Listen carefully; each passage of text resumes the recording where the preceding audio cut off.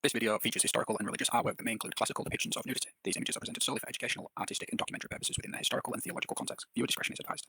Welcome back to Faith and Heresy, where sacred texts get picked apart to discover what real people actually believed and why certain texts were suppressed. Today we dive into a text so strange, so theologically explosive, that it was banned from the Bible for centuries. Sorry to interrupt your video. If you wouldn't mind hitting that subscribe button and helping this channel grow, would much appreciate. Back to the video. The Book of Enoch speaks of fallen angels, giants, and secret knowledge, and a cosmic rebellion. But who was Enoch, and why did early Christians and Jews eventually try to erase this story? Who was Enoch? Enoch walked with God, then he was no more, because God took him. In the Hebrew Bible, Enoch gets just a few mysterious lines. He doesn't die, he's taken. No grave, no farewell, just gone. Those cryptic words sparked millennia of speculation. The Book of Enoch claims to tell us exactly what happened next. He's taken to heaven, shown visions of divine realms, and warned of a coming judgment on earth. So why was this book erased? Who was Enoch in the Bible? Enoch was the seventh generation from Adam through Seth. That makes him the great grandson of Adam. A righteous man so holy, God took him before death. Jewish tradition interprets this as divine ascension. A man so righteous, so close to the divine, that God removed him from the mortal world altogether. When was it written? When was it found? Most scholars date one Enoch between 300 BCE and 100 BCE, making it older than all of the New Testament books.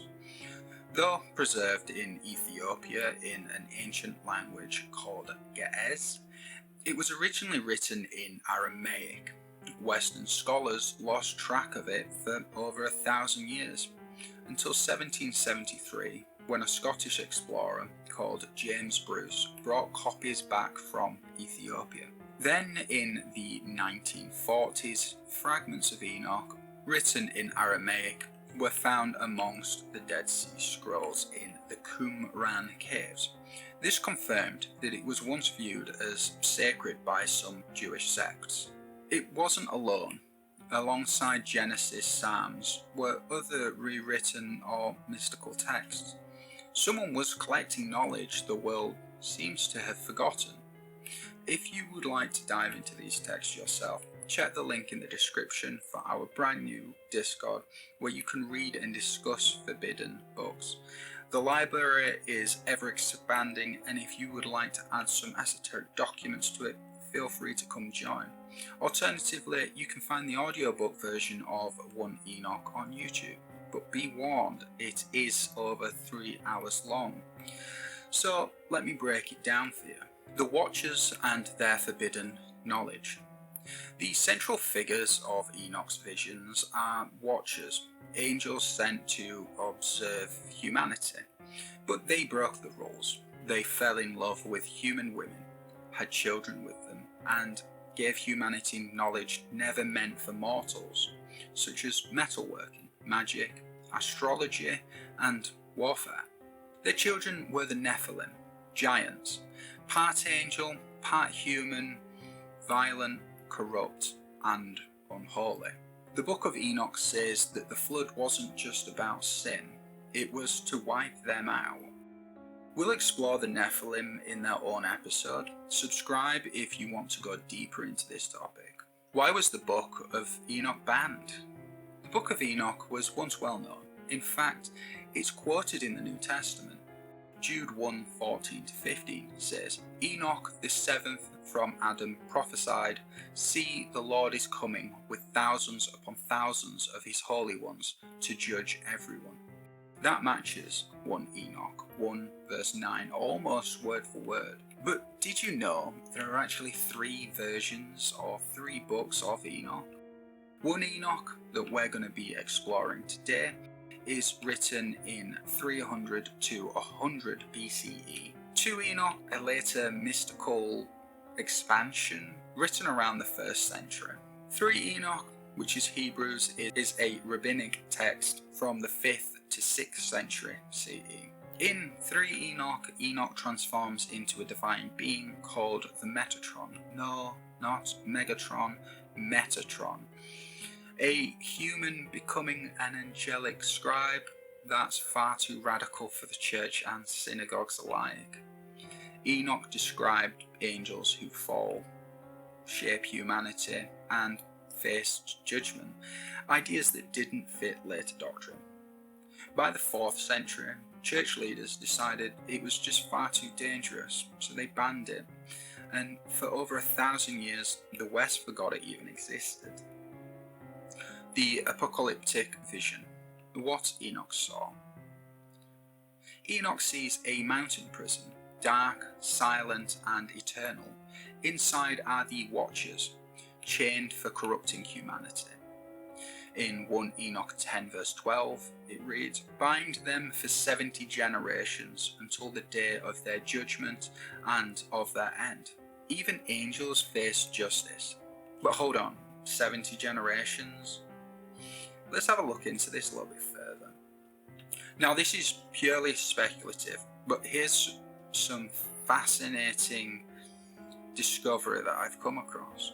If we take the 70 generations quite literally and use the biblical estimation of a generation being 40 years, that's 2,800 years, and if Enoch lived around 3000 BCE, that countdown lands us around 200 BCE, exactly when the Book of Enoch was supposedly written and circulated.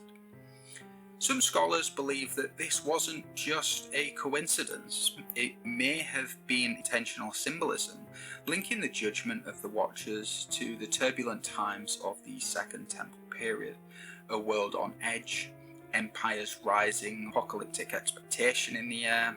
So maybe the author wasn't predicting a far-off future, maybe he was pointing to his present and warning that judgment had already begun. The structure of heaven. He describes a layered cosmos, 7 heavens, each with a purpose, flaming rivers, angelic armies, the tree of life from the Garden of Eden, and realms of torment where stars fall and spirits cry. A place of blazing fire, flaming columns, and burning winds. The throne of God. At the highest heaven, Enoch sees the Ancient of Days, surrounded by wheels of fire and thrones of glory. He trembles as the Son of Man appears as a messianic figure given authority to judge. Does that sound familiar? Jesus often called himself the Son of Man.